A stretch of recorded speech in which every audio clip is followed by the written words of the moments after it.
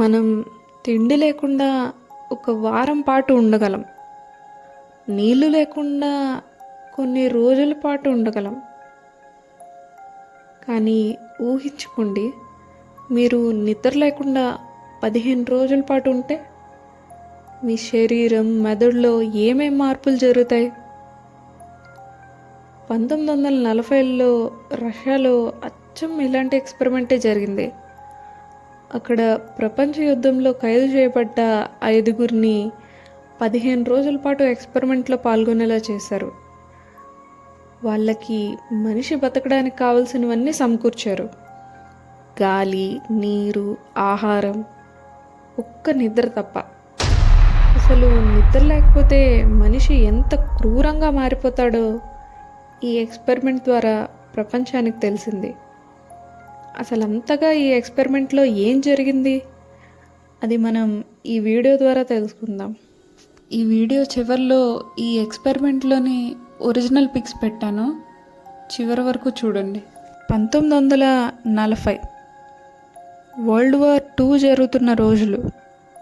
Russia ఈ యుద్ధంలో శత్రు దేశాల మీద ఆధిపత్యం ఎలా తెచ్చుకోవాలి అని అన్వేషిస్తుంది. అప్పుడే అక్కడి సైంటిస్టులు ఒక ఎక్స్పెరిమెంటల్ గ్యాస్ని కనుక్కున్నారు. ఆ గ్యాస్ వల్ల మనిషికి అస్సలు నిద్ర పట్టదంట. అది సక్సెస్ అయితే తమ సోల్జర్స్ అస్సలు నిద్రపోకుండా 24 గంటలు తమ దేశం కోసం పోరాడొచ్చు అని రష్యా అనుకుంది. ఆ గ్యాస్ని టెస్ట్ చేయడానికి 5గురు యుద్ధంలో పట్టుబడ్డ శత్రుదేశ సైనికుల్ని స్వేచ్ఛ అని ఆశ చూపి ఈ ఎక్స్పెరిమెంట్లో పాల్గొనేలా చేసింది. 30 రోజులు మేము చెప్పినట్టే చేస్తే వదిలేస్తామన్నారు. ఆ 5గురు ఖైదీలు దానికి ఒప్పుకున్నారు. దీనికోసం ఒక గాలి కూడా దూరని ఛాంబర్ని ఎంచుకున్నారు. అందులో ఆక్సిజన్తో పాటు ఆ ఎక్స్పెరిమెంటల్ గ్యాస్ని కూడా రిలీజ్ చేశారు. వాళ్ళకి నెలకి సరిపడా ఫుడ్, డ్రింకింగ్ వాటర్, టాయిలెట్స్ లోపల అరేంజ్ చేశారు. ఆ ఖైదీలకి బోర్ కొట్టకుండా ఉండడానికి చాలా బుక్స్ని ఆ రూమ్లో పెట్టారు. మొదటి 4 రోజులు అంతా మామూలుగానే ఉంది. ఆ ఖైదీలు ఒకరితో ఒకరు మాట్లాడుకుంటున్నారు, వాళ్ళ గురించి వాళ్ళు చెప్పుకుంటున్నారు, వాళ్ళ జీవితంలో జరిగిన సంఘటనలు నెమరు వేసుకుంటున్నారు. 5వ రోజు నుంచి అంతా మారిపోయింది. వాళ్ళు క్రమంగా ఒకరితో ఒకరు మాట్లాడుకోవడం మానేశారు, ఒకరినొకరు నమ్మటం కూడా మానేశారు. వాళ్ళు ఒక్కొక్కరుగా ఆ రూమ్లో అమర్చిన మైక్రోఫోన్లో గుసగుసగా ఏదో మాట్లాడడం మొదలుపెట్టారు. వీళ్ళని గమనించటానికి వీలుగా ఒక గ్లాస్ విండో ఆ రూమ్కి అమర్చారు.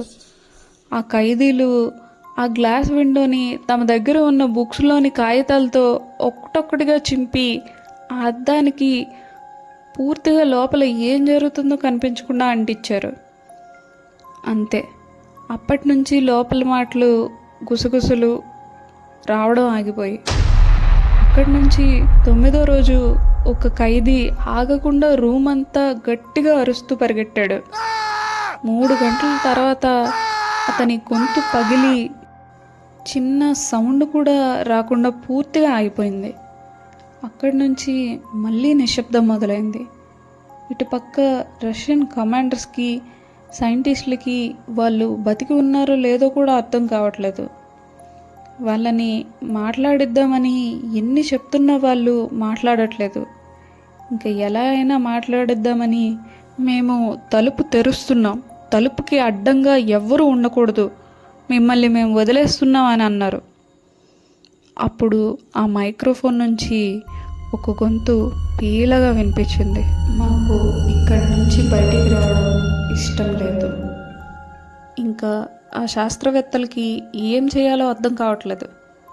15వ రోజు వచ్చింది. ఆ నిశ్శబ్దం వల్ల శాస్త్రవేత్తలు ఏం చేయాలో తెలియక ఇంకా తప్పక ఆ రూమ్లోని ఆ గ్యాస్ సరఫరాని ఆపేశారు. డోర్లను ఓపెన్ చేశారు. లోపలికి వెళ్ళి చూశారు. లోపల ఆ 5గురు ఉన్న పరిస్థితి చాలా భయంకరంగా ఉంది. ఆ ఫ్లోర్ అంతా నీళ్ళతో నిండి ఉంది. ఆ 5 రక్తం కూడా కలిసి ఎర్రగా ఉంది. వాళ్ళకి ఉంచిన ఆహారం అలానే ఉంది. ఇంకా ఆ ఖైదీల విషయానికి వస్తే వాళ్ళ చర్మం ఒంటి నుంచి వేరుపడి ఉంది. శరీరంలోని చాలా భాగాల్లో మాంసం లేదు. చాలా వరకు శరీర అవయవాలు లేవు. వాళ్ళు భోజనం మానేసి వాళ్ళ మాంసం వాళ్ళే తిన్నారు.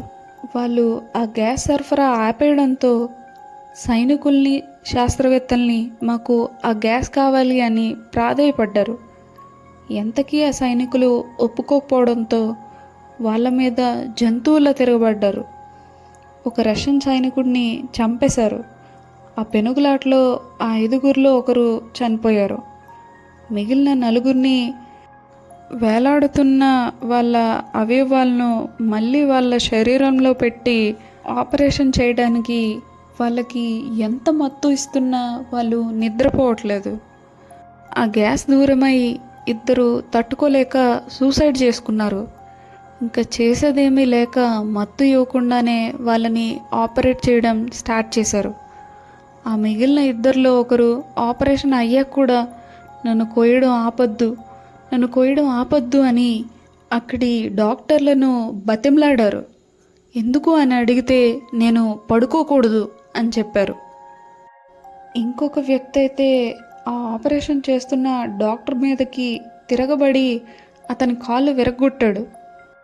సైనికులు అతన్ని చంపేశారు. మిగిలిన 5వ వ్యక్తిని కూడా చంపేయబోతూ ఆ సైనికులు అసలు నువ్వెవరు అని ఆ వ్యక్తిని అడిగితే, మేము మీలోని మృగాలం, నిద్ర అనే చీకటితో మమ్మల్ని మీరు కప్పేస్తున్నారు, ఇప్పుడు ఆ ముసుగుని తెంచుకొని బయటకు వచ్చాం అని సమాధానం ఇచ్చాడు. అసలు ఇది నిజంగా జరిగిన సంఘటనేనా అని అడిగితే, ఇది రష్యా మీద బురద చల్లటానికి వచ్చిన ఒక పొలిటికల్ ప్రొపగండా అని చాలామంది విశ్లేషించారు. ఏది ఏమైనా తనకు కావాల్సింది దొరకకపోతే మనిషి ఎప్పటికీ మృగమే. మీకు ఈ వీడియో నచ్చితే లైక్ చేయండి, మీ ఫ్రెండ్స్ అండ్ ఫ్యామిలీకి షేర్ చేయండి. ఇలాంటి మరిన్ని వీడియోల కోసం మన ఛానల్ని సబ్స్క్రైబ్ చేసుకొని బెల్ ఐకాన్ని క్లిక్ చేయండి. వచ్చే వారం మరో గోస్ట్ టేల్తో మీ ముందు ఉంటాను. అంటిల్ దెన్, జాగ్రత్త.